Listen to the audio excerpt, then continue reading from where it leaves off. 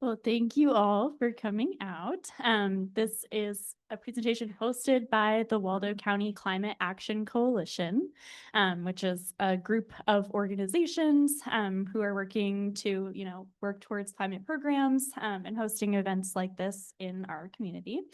And so this is part of our climate resilience, what's going on in our community's speaker series. And tonight we are joined by Clea Harrelson, who's a PhD student at the University of Maine studying anthropology and environmental policy. And she is sharing her presentation, What's Going On in Fishing Communities, which is sharing some of her research on how communities connected to the lobster fishery are navigating social and environmental changes. So, all up to you, Clea. Awesome. Thank you, Emily. Okay, thank you all so much for being here. This is such a good crowd. I'm so excited to talk to you all. Like Emily said, my name's Clea. I use she, her pronouns. I'm a student at UMaine, and this is a really fun presentation for me in a lot of ways, partially because this particular thread of research that I'm connected to is ongoing. So it's a really exciting time in this project to be thinking about it. I have some data to share, and I'm hoping we can have some conversation about this project and how you all are thinking of it too. So what I'm going to talk about is a piece of what's going on in our communities and sort of a particular way of thinking about assessing community well-being and the resilience of communities specifically. So I'll start with a little bit of introduction and background. I'll sort of get to this so what of research, like why is this important? Why are we thinking this through? A little bit of my methods and early findings, and then a look ahead because this project is ongoing and there's lots of conversations both through my own work and through bodies like the Atlantic States Marine Fisheries Commission and how others at different scales of decision making are thinking about this. A little bit about me. So one of the tenets of anthropology that that you hopefully take away from this is that we really view researchers as an instrument of the research. So it's always important for me to start with a little bit about who I am. I'm from Tennessee originally. This is a picture of my favorite hiking spot. I was in Maine for my undergraduate degree and stayed in New England for my master's program. I have experience in science policy, and I'm now at the University of Maine studying anthropology. And to me, this all just sort of helps paint the picture of how I'm oriented towards asking questions, how I think about data collection, and how I think about the results of this kind of project. It all feeds together into a way of looking at the world, right? Research interests more broadly, I wanted to talk quickly about the fact that, my work in many ways for my dissertation at the University of Maine touches on cross-border fisheries research. And it also touches on coastal futures and how people are really thinking about and planning for the future of communities. So these are questions that I think with, and one big overlap among these sort of larger topics is this idea of resilience. So that's how I came to be tied to this particular project. And you'll see a list of people in a couple of slides of the folks at UMaine that I work with that kind of drew me into this particular piece of work. But today our focus is resilience. And when we talk about resilience in the context tonight, what I'm really talking about, and there's a few papers that I printed of this citation you'll see at the top, the Burnham et al. 2025 paper. This is a group of researchers at the University of Maine and many partners across the state of Maine who were asked by the Maine Lobstermen's Association with a letter signed by 70 fishers to do some research on the well-being of people who actually fish in the lobster industry, right? And so the paper that they produced in 2025, was released in 2025, really rests on these four pillars. One is this idea that resilience as a concept is an important way to think about how communities are changing. And when I say resilience, what I really mean is the ability of groups or communities to cope with external stressors and disturbances as a result of social or political or environmental change. Okay, so they're working within this definition to use resilience as a tool to plan for the future. Another pillar and sort of assumption that this paper really rests on is this idea that a lot of lobster research right now is biological. And we know that's incredibly important, right? We know that there's changes in the ocean. We know that For instance, there was one paper that came out in 2025 as well that talks about there's been a delayed onset of ocean acidification in the Gulf of Maine. So we're expecting potential big changes in coming years. We know that in 2024, there was this trend for 6+ months where the heat intake of the ocean didn't increase as rapidly as they had projected it to. So it was almost a period of cooling is what people were calling it, even though it was more a slow the rate of change of heat. So there's all these environmental changes that are certainly really important.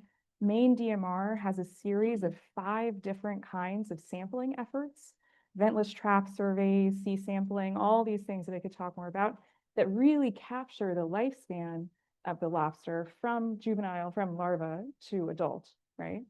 So we always are looking for more data about the ocean and about lobsters as species, and also most of our research effort is focused on that right now, which means that perhaps there's more we can learn about the social side of things. And that's really important, and this is the argument that this paper really makes, is that most of the recent changes that have impacted the lobster industry the most severely have been social or political. Examples of that include COVID-19. So in the interviews for this project, you hear people in the fishing industry talk about COVID-19 as impacting their cost so much, cost of bait, cost of fuel, cost of housing, all these things. There are other issues, of course, people who live in Belfast are no stranger to this, but coastal towns represent almost 50% of all total development in Maine between 2001 and 2016. So the way the coast looks, who lives here, has changed greatly. And we know that there's also impacts from things like tariffs.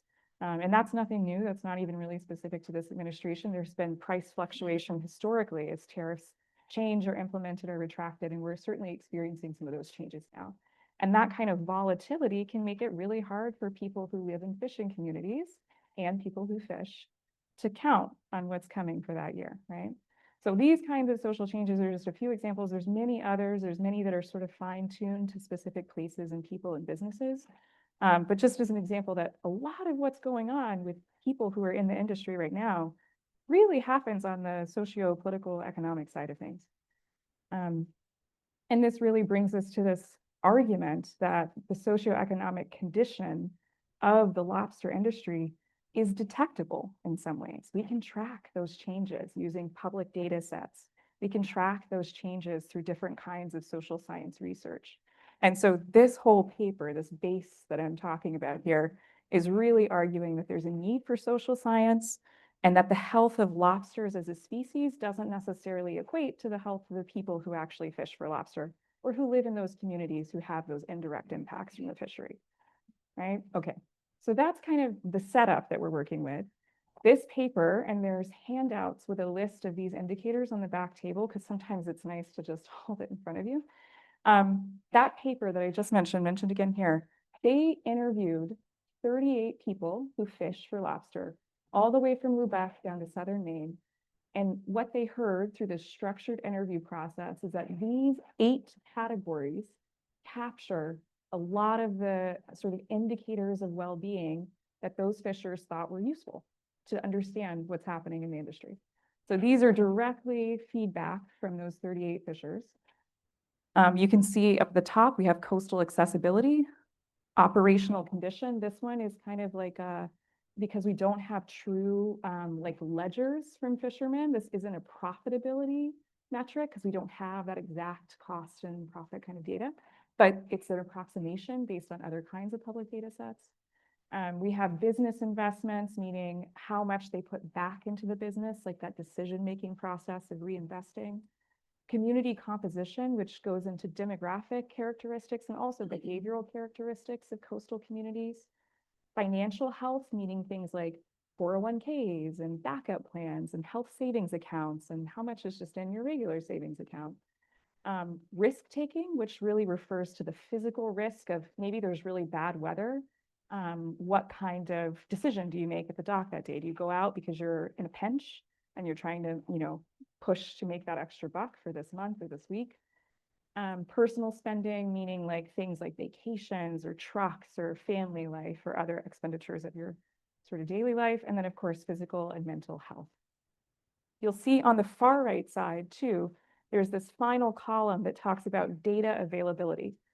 And what that means is that for each of these 8 indicators that I just talked about, Teresa and the folks on this team did this massive search. Honestly, it like makes my head hurt to kind of think about the work that they did to find this. But for each of these indicators, they attempted to find data sets of publicly available data that could be combined to answer a question about how these 8 things are changing.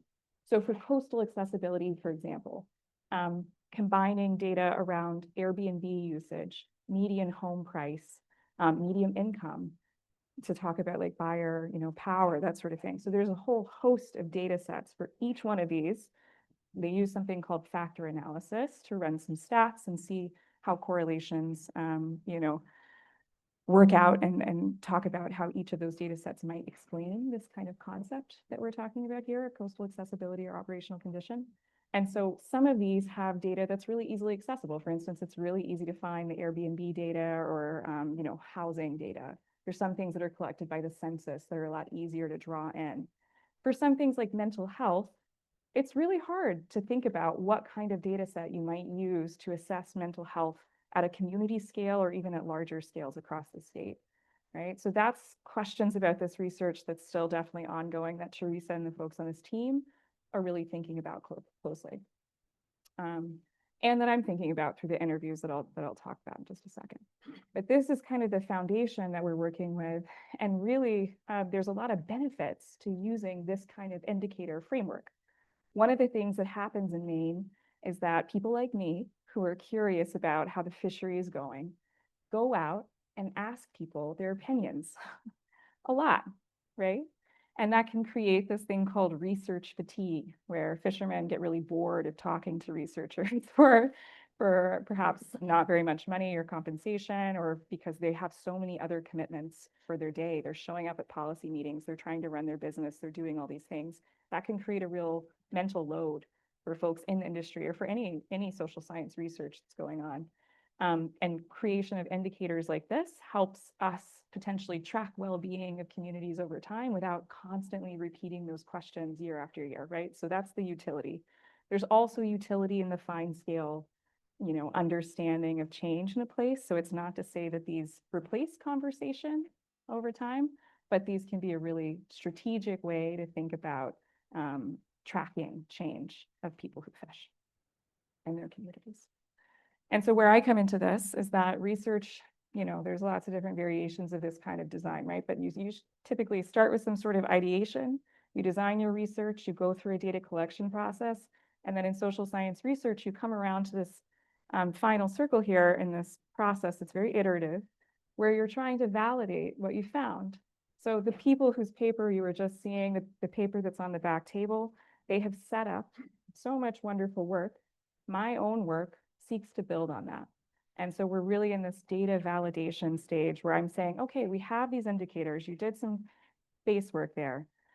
Do these indicators make sense to people who live in fishing communities but perhaps don't fish themselves? Do these indicators make sense with people who are in communities that perhaps they didn't talk to the first time? So it's about following up and trying to continue that loop of research and make sure that we're really creating robust tools to talk about resilience. That's the goal. So that's what mine is. And that's what this so what of this research is.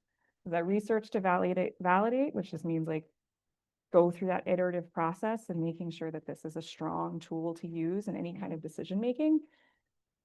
This contributes to strong tools that help us consider people and not just lobster as a resource. And that's what we're coming around to. So the methods that I used, they have these wonderful indicators. My goal was to go through these 3 objectives. Of the 8 indicators, are there some that are more important than others? You look at this list, you may think to yourself, well, physical risk-taking, maybe that's actually not as common because of XYZ in my community. So maybe for our particular place, coastal accessibility and the housing crisis is really the most important component of well-being that we want to track. So there's different ways to think about how to weight these and how to rank them. Number 2, understanding perceived changes in trend and intensity for the 8 indicators. So this is just a way to ask to go back to people and say, hey, we have this indicator for, this operational condition kind of cost and expenses for your business. How has that changed over the past 10 years? What they respond with, we can take and compare to other kinds of data that we're using to create that indicator, those public data sets, and we can compare the trends. And the goal is not to say that one trend is more correct or right compared to one or the other, right? But the goal is to say if what people are telling us is different than what these public data sets show, why? How did we come to that place? What kinds of perceptions, what kinds of errors in data collection at the larger scale may be happening? And to really use all the tools we have to understand change in the situation. And finally, we're asking people, I'm asking people where they want these kinds of indicators, or if they could imagine a scenario where these kinds of indicators are actually used in fisheries management, right? So right now, if you're someone who's in the lobster industry, decisions about the stock, decisions about trap limits and all sorts of gauge size increases, all these details of the fishery are really based on biological metrics, which in many ways makes lots of sense. And also there may come times when the economic situation in the fishery, prompts us to consider changes that aren't solely based on the biology of what's going on with lobsters, right? So how can we balance that? Where might these go? What kind of ideas do people have of these actually being put in use? For methods, I'll just quickly breeze through this. I used qualitative methods, which just means that I'm not really seeking to run stats from this. I'm really interested in drawing out stories from people. I'm interested in rich detail, which is a fun complement to a lot of the work that the first folks in the first paper did, which was much more quantitative. So I use semi-structured interviews. I've completed 8 interviews so far, which is why this work is ongoing, right? So there's room for growth in that number. And there's lots of room for direction by people being interviewed. So there's space for them to say, hey, you missed this thing. Let me tell you about it, which I think is really important. I'm including in these interviews people who don't necessarily fish themselves, but live in fishing communities. And the idea here is that I've heard, since I was an undergrad at Colby, that fishing communities have these such unique identities, that the indirect effects of being in a fishing community flow throughout the community in many ways. And so I want to take that really seriously, because the experience of someone on a boat is very different than the experience of someone running a library or teaching or running a business in that community. But they're related and they're both important, and they both connect to the well-being of the industry in those communities. And then I'm using all of this information to go from sort of specific details of people's lives to general conclusions and inductive analysis. I'll breeze through some quick results of this too. So thinking back to those research objectives, the first one was understanding whether or not some indicators were more important than others, right? Should these be weighted? Out of the 8 conversations that I've had and the other opportunities for participant observation that I've had, where I'm sitting in on events like the Fishermen's Forum, I'm sitting in on other kinds of council meetings, the 2 indicators that come up by far the most are coastal accessibility and operational condition. These are the 2 that people see as sort of the prime examples of what these indicators could be. They see that for 3 reasons. One, that these are very immediate in capturing sort of the changes that are happening. They view these as capturing those short-term, near-term risks and challenges of being in the industry. So it feels important. If you don't have cash flow in your business, right, everything else kind of falls apart behind it. And the same for coastal accessibility. If you can't live in a place, then what kind of business necessarily can you have there? They viewed these as encompassing some of the other indicators on that list. So things like mental health, they said, oh, well, that's really tied to how my business is doing. So maybe you don't need this separate indicator for mental health. Maybe if you can track the well-being of these other 2 things, then that encompasses some of these other indicators. And finally, they also talked about these 2 indicators as having the most change over the past 10 to 15 years, meaning that they think coastal accessibility and the way that their business runs, their costs, their profits, have changed really dramatically in that time space. And so these reflected some of the biggest challenges that they felt like they were facing. And these are 2 quotes just to sort of think this through more specifically. I won't read them out loud, but I'll just give you a minute. Just really talking about the difficulty of feeling like you're up against big sort of out-of-town money. And also this idea that having a good foundation of finances really allows you to have a good life in some ways. The second research objective that I talked about was understanding perceived changes in time, right? And I wanted to share perhaps not those perceived changes that we've tracked for each one of those 8 indicators, but to give you 3 examples of ones that we haven't already talked about. So in terms of personal spending and financial health, remember that's buying things like snowmobiles or going on vacation or feeling like you have some of that financial freedom, and also maybe having backup or savings or 401ks. People articulated a real uptick in financial literacy. They were saying things like, for the first time, I feel like people 40 and younger in the fishing industry have a really good grasp on their ledgers. They're really articulate when it comes to understanding what loans they're available for and how they can process things, which makes sense. This is their business model, but there was this marked change and feeling like people are prepared to answer those questions and have a backup plan. And also, people described in these interviews that I've had so far an increased willingness in younger fishers to take risks to get into the fishery. And that just means that maybe you don't have the startup capital for that $1 million boat, that, $400,000 license and that whatever it is, and you're willing to go into debt to start. And that was a mindset that was very different for older fishers versus younger fishers coming in, which is interesting. In terms of community composition, one of those indicators, there were a couple of things that were mentioned about the composition. There were obviously comments about, shifts of people who maybe work remotely in a town. This is that last one, communities of people who really have taken up space on the coast, but don't necessarily work in fishing related industries or in industries that are tied to that community itself, meaning that crew and other members of the fishing community then drive in from much farther inland to get to their home port or where they're leaving from for work. And also that those folks taking up, moving into communities on the coast, that some fishers perceived a lack of investment in community.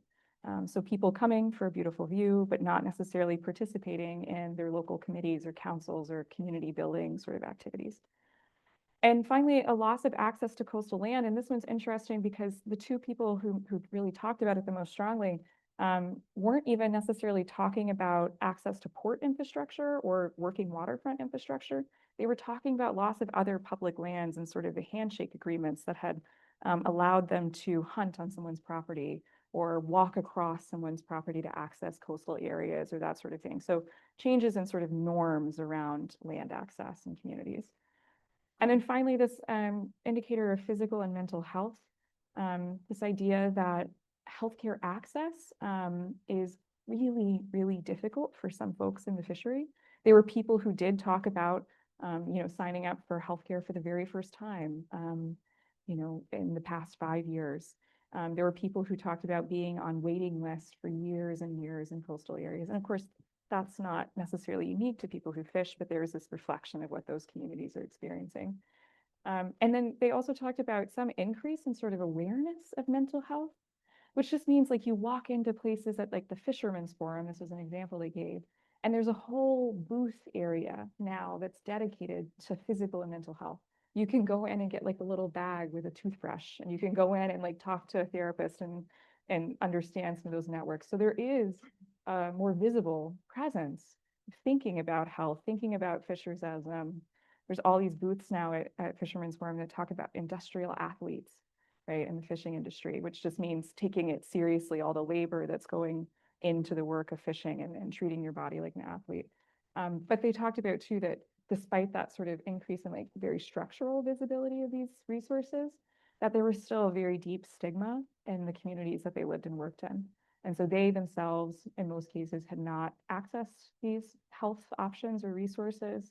And it wasn't something they talked about regularly at the docks, whereas they're constantly talking about, bait prices and fuel. These kinds of things don't necessarily come up. And they only come up in instances where someone has really experienced like a significant event. There were people in communities where someone had had a mental health crisis and they were like, well, I remember it because of this person, but not because it's a broader conversation, which is tough.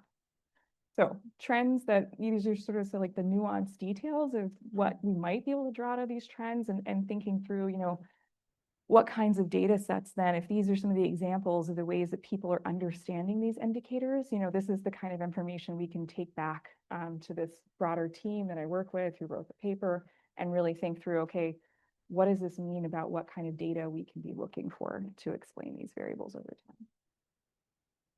And then finally, this third objective of research, understanding pathways for applying these indicators. This one is so important, and this one is so related to trust. And of course, that's not really a shocking statement, right? But when we think about managing data, making decisions off of these kinds of data sets and these kinds of indicators, people were very, concerned and interested about where it might actually go, who's in charge of this data, what kinds of decisions might it trigger. And so when they were talking about examples of these people that they trust, one of the things that came up first in almost every conversation was this notion that personal relationships are, of course, deeply important. So they would often mention one of these boundary institutes from the middle column, Island Institute, who was part of the funding for this project, even Maine Coast Fishermen's Association, or the MLA, and they would, express sort of mixed levels of trust for the institution, but then they would have that one person that they would name, and they say, well, I don't know if I really trust them, but I really trust Ben Martens, or I really trust XYZ person, or I really trust this person from the Island Institute. So it was often these people who have been in their role for a long time, who have taken time to really build relationships across the state, and people who lived close to their community. There was someone who really specifically said, well, I don't trust this organization because lobster has moved and they are no longer sort of at the center of the fishery because of the resource shift itself, which I thought was really fascinating. So the relationships among people, these institutions that potentially have some opportunity to work with these indicators or help provide data or help support this kind of research, are really in flux. Traditional institutions like the Maine Lobstermen's Association were also really talked about in conversation with, I don't know how many of you have heard of the New England Fishermen's Stewardship Association. It's a newer fisheries association that encompasses more fisheries beyond lobster. It's more inclusive of gear types. And people were really weighing them against each other and saying, well, I used to really go to all the MLA meetings, and now I go to the NEFSA meetings. And so the shifting alliances is really important when you think about, okay, if we're going to start working with these indicators in real life, make decisions with them, who are we trusting to help us articulate this or get feedback from the community? And that's a hard landscape to navigate. And then I will say that there was really broad support for some version of these indicators and some level of integration of this kind of social science data at the state level. People weren't necessarily sure exactly what that should look like, but there was this idea that, yeah, people should be caring about us as fishers and not just the lobster resource. So that was an interesting finding. I think there's a lot of momentum behind this. And a few quick other considerations, and then I'll look ahead and we'll get to questions and other things. But when you're thinking about these kinds of indicators and how they might be applied in practice, there's lots of nuance and sort of, these are delicate conversations to have, right? Considering how indicators interact with gender and race and economic class is really important. So for instance, if we as a fishing industry, I don't fish, but if the fishing industry was really, really supportive of using personal spending as an indicator, for instance, and we used data sets to assess personal spending that encompassed maybe only snowmobile purchases or truck purchases or very specific kinds of investments, that could capture a really specific portion of the population, but perhaps not all families or not women who are making decisions in these communities. And the same is true of other class questions and things. We could wind up focusing on data sets that are too heavily slanted towards a particular class, a particular segment. So that's why it's nice to have such a suite of indicators, because it encompasses more. But there'll be future conversations around how to choose, what to choose, and how that's implemented. There's this other question that I think is really important about how to tie the offshore to onshore. And this comes up a lot in conversations because of how much species and habitats are shifting given warming waters in the Gulf of Maine, right? So historically, there's a couple of different ways that the state of Maine has made that connection, said, okay, well, you know, the activities offshore here, XYZ, impact these communities. Sorry, that's on my shoulder. One of the ways they do that is through the zone council structure for lobsters. So lobsters manage cooperatively across states with the federal government. And at the Maine level, we have the Lobster Council, which has zones A through F of people represented across the state. Within those zones, people are represented by districts. So it gets down to kind of like the smaller community areas. When you look at those community areas, the designations of, oh, this person's from Trenton or this person's from whatever, actually historically aren't tied to onshore land. They're tied to bottom habitat. That's how they divvied up those districts. So there's like some examples of how people have made this onshore offshore connection, but a lot of that's changing because lobsters themselves are changing. You know, thinking about offshore wind in the Gulf of Maine, that changes who has a stake in the Gulf of Maine. Thinking about recreational uses, all these sorts of changes that are potential for Gulf of Maine change how we might think about these relationships of onshore to offshore. So that's really important in thinking about what indicators we might choose. This kind of conversation needs to keep going, right? These indicators are not set in stone. They're not officially adopted in policy. So there's a lot of space for continued research. And again, I'll just note there's been really broad support for this project. Everyone that I've talked to, I've asked the question, what's the most important indicator? And we came up with some answers. I said, is there any indicator you would knock off or like really say, I don't want this to be representing our community or our place? Not a single person has said that there was one that shouldn't necessarily be considered at this stage, right? So lots of support. Looking ahead, again, like I said, we're at this really, really interesting part of this work. At the end of October, the Atlantic States Marine Fisheries Commission, the 27th through the 30th, is having a conversation about a report. In part, their meeting is very big and long, and sure encompasses many things. But part of it is that they're reviewing a report that proposes the use and future sort of understanding, future research on the potential of social economic resource indicators, right? So the early stages of this being integrated into actual fisheries management has kind of started. There's a little momentum. There's conversation happening at this big decision-making body level, which is really interesting. So this kind of interview work, this kind of work to like build up these indicators is really, really important because people at high levels are looking at this kind of data to say, hey, how should we be thinking about people in the industry? If you have ideas for data, if you're thinking about this process of like finding data for these indicators, well, we would love to hear it because that work is ongoing.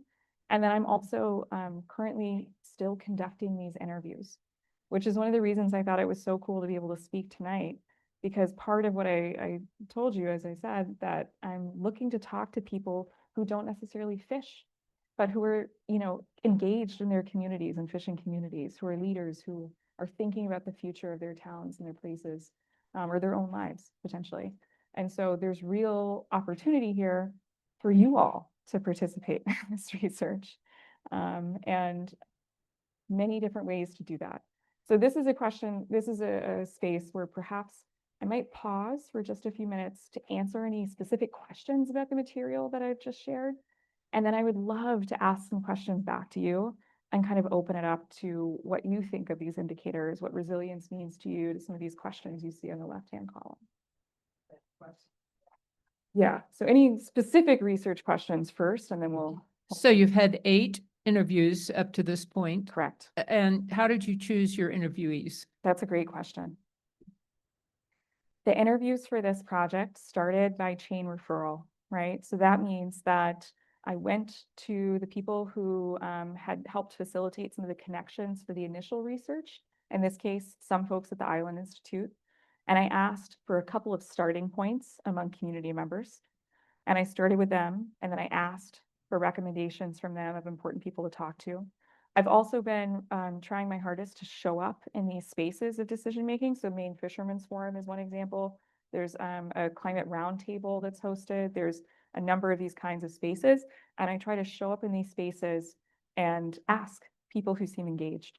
So this kind of research isn't necessarily done by like quota, or I'm not necessarily capturing it's not intended to be a representative sample in the statistical mindset that some people do conduct research with, which can be wonderful too.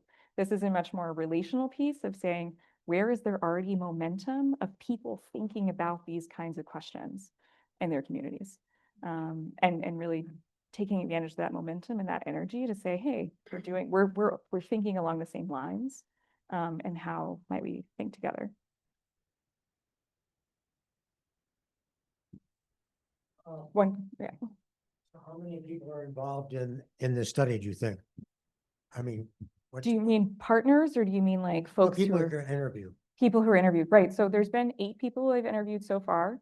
For anthropological research, again, there's all sorts of ways to sort of reach your saturation point or validate your research. And so for me, it's going to be at a point I'll know that I'm done when I start hearing the same things over and over again after multiple interviews. So it won't be just one interview and I'm like, oh, I heard that before, I'm done. It'll be like a cycle where I'm hearing very similar patterns of feedback over time, and they call that a saturation point. So it could be a lot of different, it could be a range of interviews, I suppose. One of your socioeconomic indicators up there, gender, race, but age wasn't in there, but I think age would be very important. I agree. No, I think that's a really good point. And that wasn't even an indicator. That was me sort of brainstorming potential impacts. And I 100% agree that that's something that I should layer in to think about if we're considering how these indicators capture certain segments of the population over others. Age is 100% part of that. You're right. And lastly, do you do anything about their attitude towards the new push for better lobster traps or the right whale issue? I mean, do you ever get into kind of the more contentious? Right. Some of that comes up really naturally. It comes up often. So there's this interview guide that I have has a couple of different big sections. And because it's semi-structured, I try to cover those big sections, but the questions within them flex a little bit depending on the person, right? And so some of the big questions are the indicators themselves, reflecting on each of these 8, talking about weighing them and that sort of thing. There's a section that talks about trust. And that's where a lot of those hot button issues come up, because we're talking about where do you go for information? When you're looking for updates on something, who do you talk to? And then there's some questions that get out examples of like nonprofits or other, groups of kind of categories of people that they might have relationships with. And often in that conversation around nonprofits, the right whale issue comes up, right? So this research, I've tried to really not have that be the focus, because it has been a project overall that's so supported by folks in the lobster industry, that I want them to feel like they're really reflected in the data that we're getting back. I want them to be able to look back at this and say, yeah, I see myself in this research very clearly. And I think sometimes those conversations around hot button issues are important. There's other folks at UMaine studying right whales and studying that direct relationship of policy, governance, and right whale management.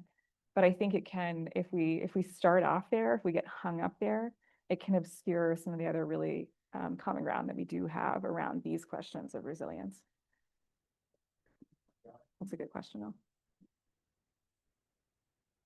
though. I don't know really where to begin regarding to these measurements, but piece that I found perhaps interested hearing more was a lot of these would be the physical health, mental health in particular. I mean, a lot of these factors have to do with money. Right. The measurements by money as opposed to measurements of happiness through relationships, I guess. So yeah, I think of, yeah. I mean, I guess I hear of a lot of addiction issues. Yeah. It's a hard job. Right. And I'd be looking in that direction. I'd also be looking at family. Families kind of reflect. Family health reflects a lot about the the health of the mental health of the fisher, whether Yeah. it's a male or female, that family, Mhm. where do they go at the end of the day? Mhm. And how important is their job in relation to their sense of life? The fact that you hear Right. a lot of people can't afford to live along Yeah. the coast where they work, Yeah. you know, it makes you think, I mean, there are island communities, and I know there's several that, but if you weren't born into it, you probably aren't gonna be able to afford to get into it. Mhm. But anyway, so these are, I don't have any ideas how you'd interview or Yeah. produce it, but to me, it seems like there should be a pretty strong correlation. Yeah. If you're trying to look at social economics, Mhm. the non-monetary part of it. Right. Which it just seemed to be the least, I mean, it's probably the hardest to collect the data on, but Yeah. to me, it would be the real heart of trying to understand, you know, what Yeah. it's like to be a fisherman. Yeah. I tend to agree, and I think that that's why these kind of indicators are really best used in combination with other research. So it may be that we're able to come up with a system for indicators like this, some version, that is updated annually, right? That's more regular, or easy to sort of check in on, because it is much more quantitative. A lot of the stuff is focused on money specifically for that reason. You're right. It's because there's data available for it. And then coupling that with, like, you know, every 3 years, larger surveys that are more qualitative, that get at more of those personal habits, personal experiences, that sort of thing. One example of how I think that could be implemented is that, I don't know if you, anybody who wants to see it can go to the Maine Department of Marine Resources website.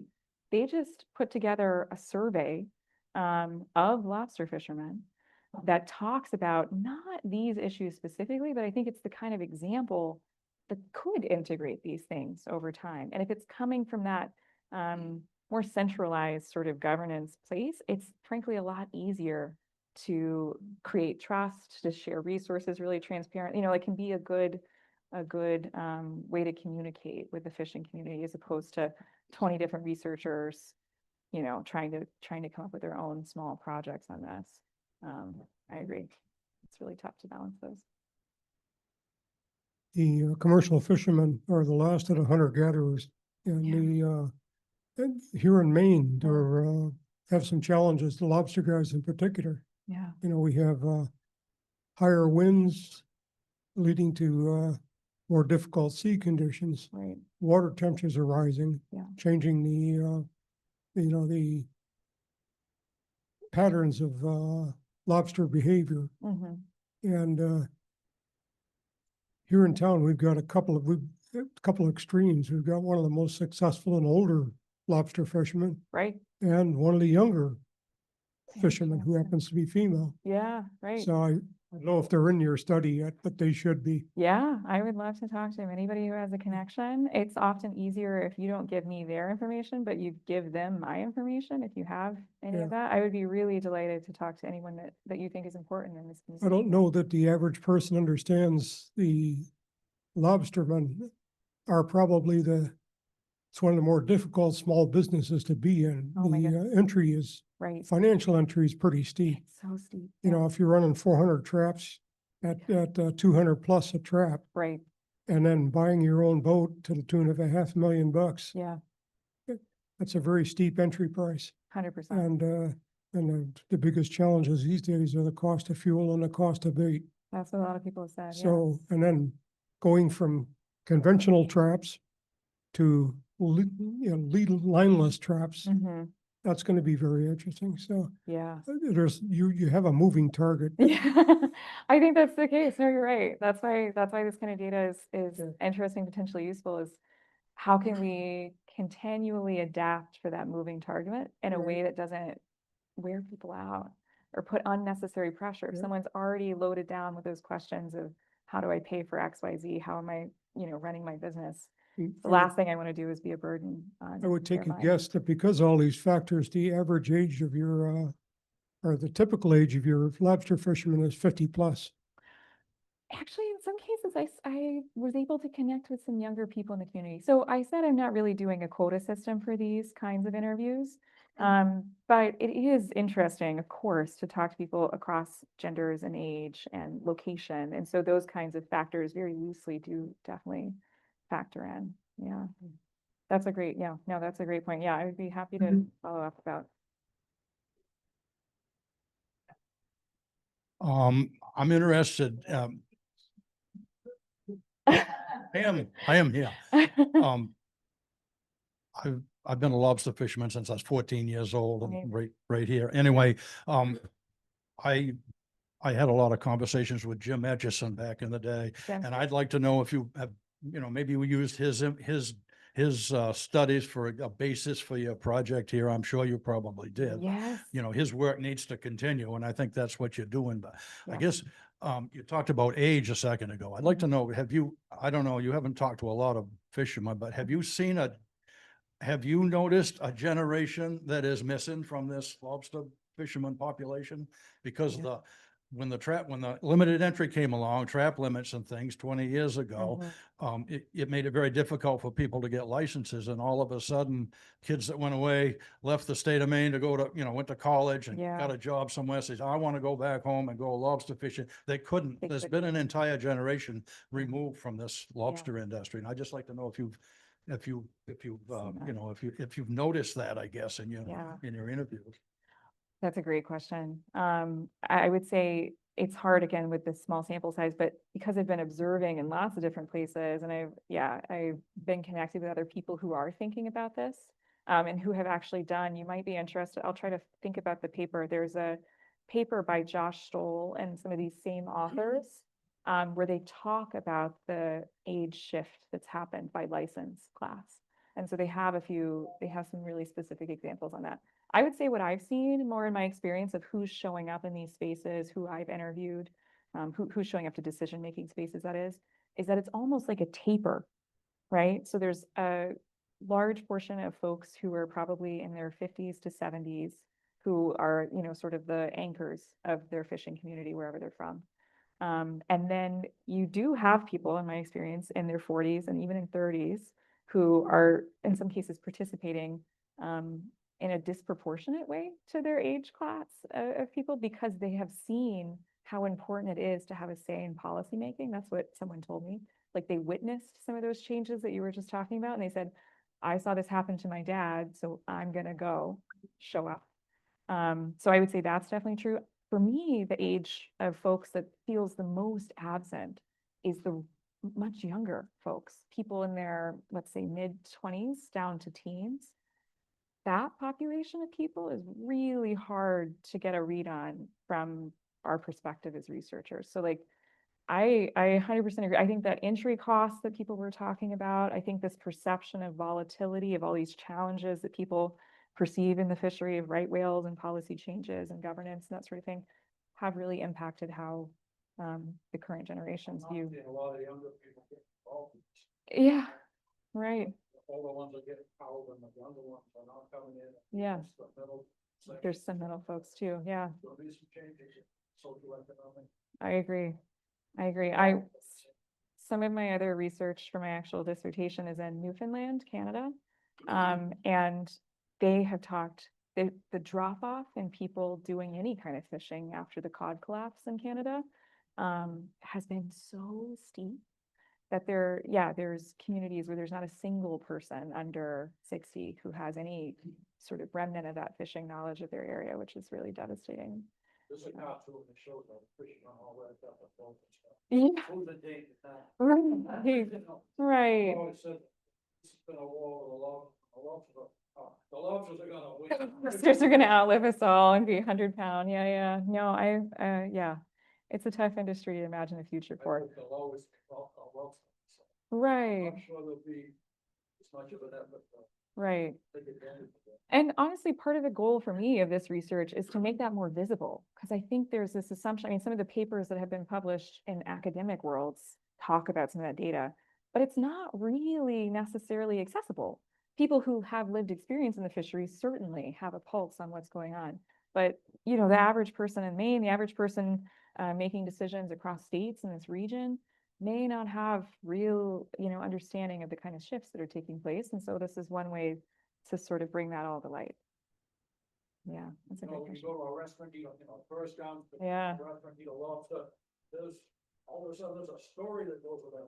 Yeah. It's not just a lobster on a plate. There's a story, there's a community, and that's what you're doing. You need to, Yeah. pointing that out.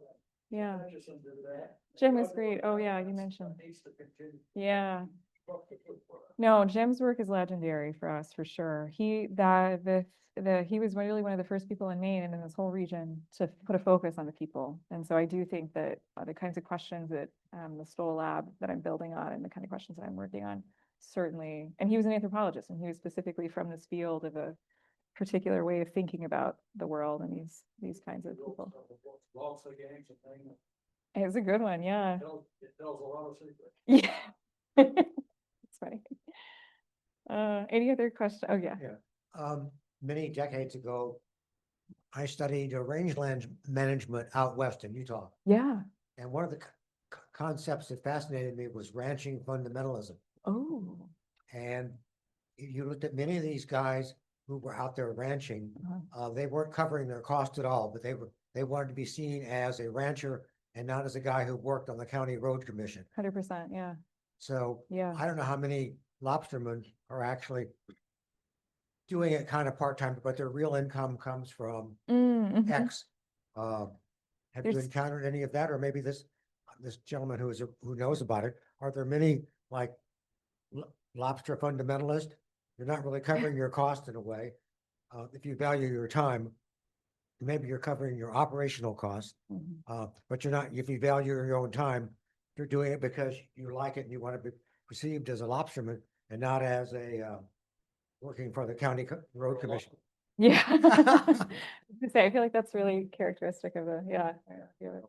That's one of the reasons I think Maine lobster industry has been so heavily studied in some ways, is that there's this, the owner operator model of lobster fishing in Maine has been, it's changed over time. It's not a static thing per se, but it's an example that's looked at all over the world of creating such a strong identity in the fishery that isn't the same in other fisheries in other places, or even other fisheries for other species in the Gulf of Maine. There's a real conversation around sort of this mythology of the lone Maine lobsterman going out on the water. And there's postcards and there's a very intentional iconography in the state of Maine that picks up on that. And that's not a bad thing because that's part of the history of Maine. And also lobster fishing in many ways is a team sport. You have all these connections onshore, offshore. And so one of the questions that I'm asking for my larger dissertation work is really actually about that kind of identity making. If the resource changes, what does that mean about the stories we tell about ourselves? And are there ways that we can, translate those same characteristics that maybe we value about the lobster industry into other industries?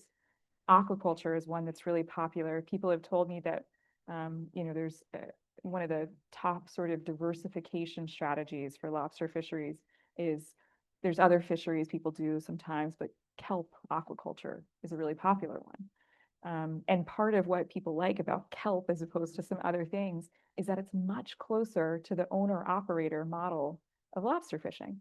So you get some of the same benefits of like how you relate to your own, running your own business in your own time, and you're not necessarily a worker under a larger corporate structure, right? So that's something that people have articulated that they aren't really interested in. Yeah, that's a good question. You mentioned earlier that you have to have a $500,000 boat, I'm sorry.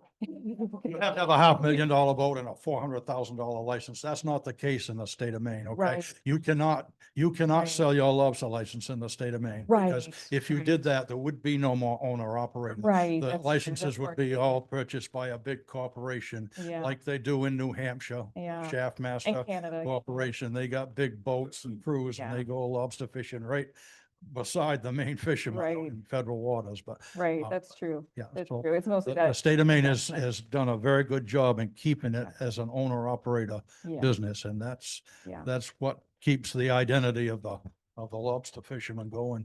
no, you're so right. That's a Canadian example. You're right. So, I'm not a fisher and I'm mostly here to learn Mhm. about this and just interested in it. Mhm. But I guess my question would be more of a qualitative question as far as, do you perceive attitudes like you're talking about this missing generation of young people Yeah. who aren't kind of going into this Right. industry that's very traditional and very meaningful to this area. Mhm. And I just perceive, you know, the way we teach our kids and like the whole dialogue around the state of our environment and Mhm. climate change is drastically different even than when I was in school. So I'm younger than some folks in this room, Mhm. obviously older than my son here, who's 23. I'm 45. Yeah. So even from my growing up years, Mhm. the conversation around what's going on in our environment is so pessimistic. Yeah. There's a lot of anger and there's a lot of Yeah. disillusionment, I think, for young people because Yeah. there's a lot of insecurity about what's happening to the world we love. Rightful. Yeah. And that whole dialogue, I think, discourages young people from Mhm. even thinking this is an option for Yeah. them as a career. And I'm wondering if you perceive that pessimism as opposed to like a hopeful attitude or Mhm. a feeling of agency, like the decisions we make do matter, the Mhm. things we do and how we relate to our environment does matter. We Yeah. can change it. Right. Or do you perceive it's largely pessimistic? And you may not be able to Yeah. answer that question, but I am curious Yeah. how our kind of the current, even the coverage is so divisive that we Yeah. can hear about. It's hard to see Yeah. people feeling hopeful or Right. optimistic about, you know, the state of the environment, and that includes Mhm. losing something that's so integral to a coastal community's identity as its fishery Yeah. population. You know? My gosh, you just set me up so well to talk about my actual dissertation. I'm interested in youth imaginations of futures in coastal Maine and Newfoundland for the larger dissertation project that I'm part of. And it's both, right? So on the one hand, talking to young folks, one program in Maine that's really specific to targeting youth and trying to draw folks into the fishery is called Eastern Maine Skippers. It's a great program. They had a couple of different chapters, I suppose, across schools over time. And they're attempting to build skills in people, to teach them about the ocean, all these sorts of things. So there are examples of people and programs in many vocational schools in Maine. There's one in what is it, Tennant Harbor down south too, that has like a vocational school that's not even explicitly focused on lobster, but where they talk about ocean relationships, I would say, or broadly. There's all these sorts of maritime industries that people can put their sort of cultural heritage knowledge into play in, even if it's not lobster specifically. So there's effort to sort of translate, I would say, some of the skills of maritime knowledge that people do have in a community into a more diversified set of job opportunities or careers. And also, I would say that I do hear a lot of pessimism.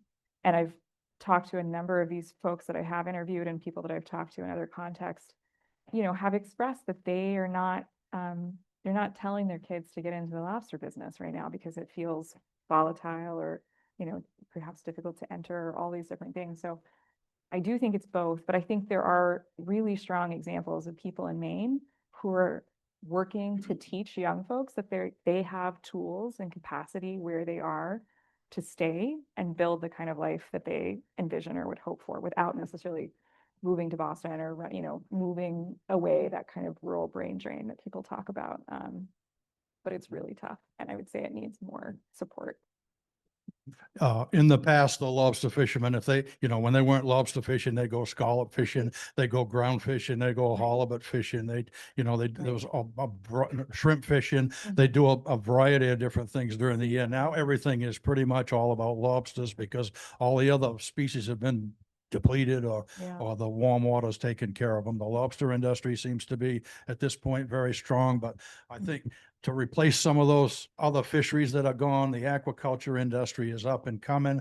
And I just wanted to put a quick plug in for the Belfast Marine Institute. That's part of Belfast Area High School and the Waldo County Technical School. They started an aquaculture program just this year. And I helped them out with they have a kelp farm right here in Belfast. And they are teaching kids how to work on the ocean. They can go right out of these programs and go work in an aquaculture facility or something. And so there's a lot of hope for the future. Right. No, I agree. And there's other species. I would say the other thing, there's been a couple of papers come out about how opportunities at the sort of licensing level at the state of Maine to change, to allow people to more easily get licenses for species that are moving in. So like black sea bass is one that's talked about a lot as a potential diversification strategy, which you can get a license for, and there's processes. But as things continue to change, you know, are we really set up? Are we nimble in our licensing processes to make sure that people can continue to adapt and fish things seasonally. That's a great example. I didn't know about the Maritime Institute, so I'm gonna have to add that to my list. But I would, yeah, there's like a concentrated effort of people who seem to be paying attention to that kind of feeling of despair, I would say, and trying to rectify it. I mean, of course, we want them to be concerned. Right. You know, we want our young people to be concerned, but I think sometimes the tone of the conversation Yeah. can like lead them to feel apathetic, like there's nothing they can do and Totally. why bother? Right, like Because the it's so crisis gloomy narrative. and doomy, you know, where Yeah. it's just kind of like, well, I just, Yeah. you know, I think I can kind of have the opposite effect. So I think all these positive changes that this gentleman is talking Mhm. about, and, you know, having these older folks like who are experienced being willing to say, I'll help you with that, you Yeah. know, I'll help you get that going is really important, because there are kids who grew up here, Right. who want to stay here. Who want to stay and want to fish even. I mean, you know, yeah, or want to stay on the water in some way. Yeah. I agree. Okay.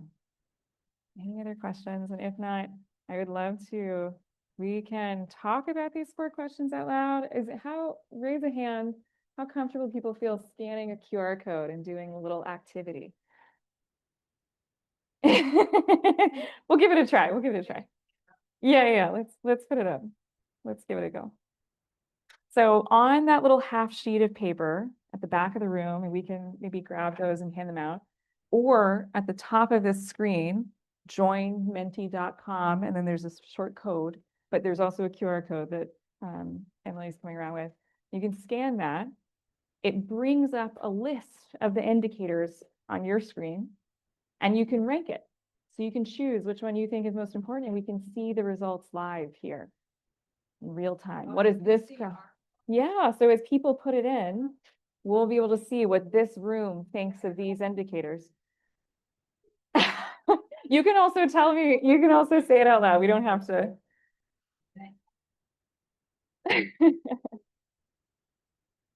It's just kind of fun to see it live. I'm also happy to talk about it out loud. We don't have to use the phone stuff, but it's just real fun. There's 2 slides, so this is the first one. So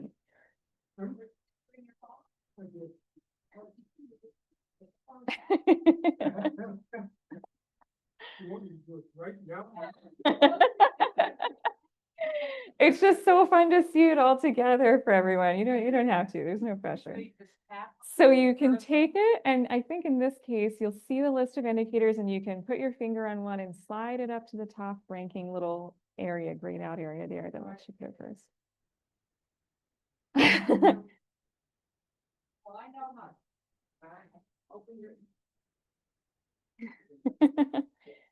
If anybody needs help, I'm happy to. Yeah, so you answer oh yeah, look, you can, oh, sorry. You can see people's results showing up already.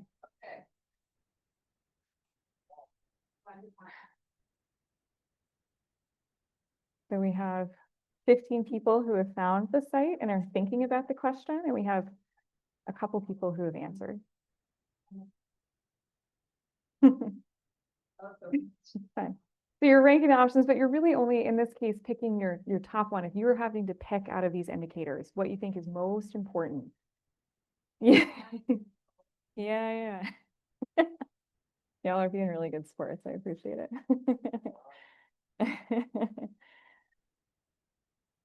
Oh, it's all showing up now. Look at us. All right. People are really into financial health.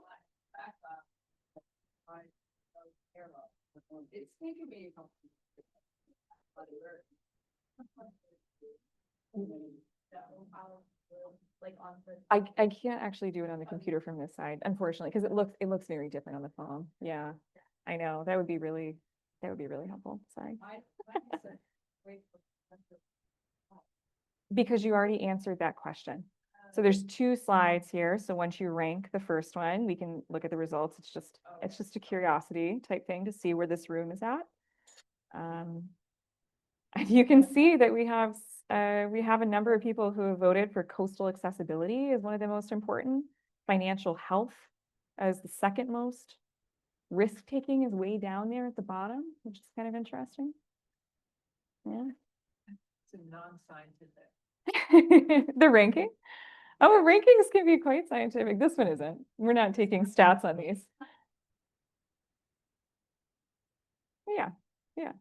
It can be a community science, but this particular one is not meant to do stats on, but people do actually use ranked choice. I mean, ranked choice can be statistically relevant depending on the. Yeah. No, it's fine. Okay, it looks like we've got some good responses to this. Coastal accessibility won out by a mile here. On the back end, I can see the number of people who participated too. Financial health, physical and mental health also ranked higher in this group than in other groups that I've talked, other people that I've talked with, which is really interesting. Feel free to keep going on this. I'm going to go to the next slide, and this one is an open-ended response. This is really, you can say these things out loud. You can also type it on your phone if you'd like to see your response show up on the screen, but I'm also completely open to just having a conversation about some of these questions. So this is an opportunity again where Emily can bring a microphone around, but how do you think about resilience, right? I defined resilience as the ability to cope with external stressors.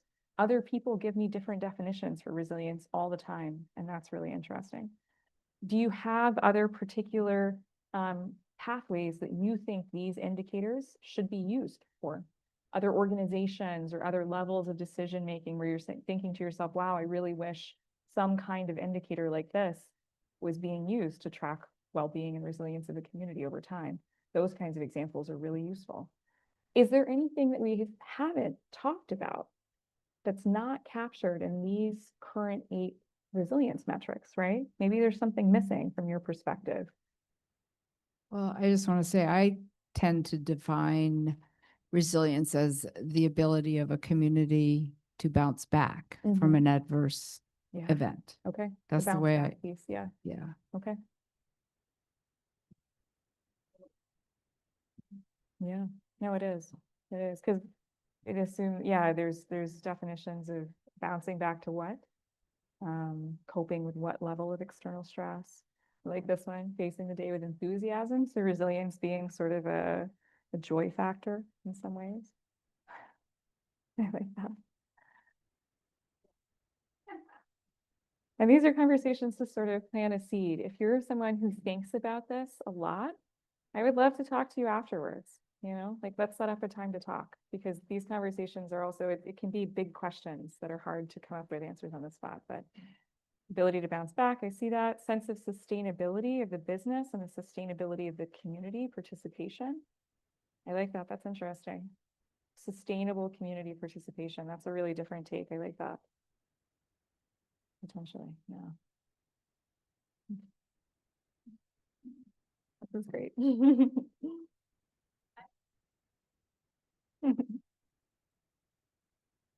Cost of capital, cost of insurance is major factors for entry into business. Yes. The insurance piece is really interesting these days too, isn't it? After the major storm that took out a lot of infrastructure in southern Maine, there were many people and researchers thinking about what insurance looks like in the future of climate disasters, right? And it's a really difficult thing to grapple with, especially with private infrastructure that's lost. There's a real difference in how coverage happens for those docks that are family owned versus docks that are on public wharves and that sort of thing. Number of fishers leaving the industry as a measure of resilience. I like that. There's one paper, I'm happy, anybody who wants any of this research that I'm mentioning, please remind me before I leave, but there's one piece of work that the same group of people from the original paper have done that tracks the proportion of catch by license across the state. And so what they call it slice per lice, like slice of the lobster industry per license. And what they found is that, of course, in southern Maine, there may be people in the industry who have stayed in despite changes and despite lower, levels of the resource itself, and they're catching a much higher proportion of the catch. So they may look at their business and say, well, I'm still able to have a business. I'm still doing great. What do you mean the fisheries worse in XYZ place? But it's because people have left and they're taking that share of effort and catch ultimately. So these things do change over time. Community support for fishermen is important for resilience. I totally agree. energy for forming organizational structures to help deal with stressors. I really like that of like the proactive infrastructure because the change is going to keep coming. And so if we're thinking about organization around these kinds of questions proactively, that seems really useful to me. I agree. These are great examples. These are really great examples. Responding to crisis, create solutions. Yeah. Yeah. No, I love these. Anyone else have anything to share out loud? I'm very open to that. And otherwise, this is really what I had for you tonight. I'm so grateful for your participation in our little phone exercise. Cool. I think, yeah, I think I'm done if y'all are. Well, thank you so much, Clea, for coming. This has really been a really wonderful presentation. Great. Really appreciate it. And for everybody else for coming too. Thank you. Let's put my contact info up.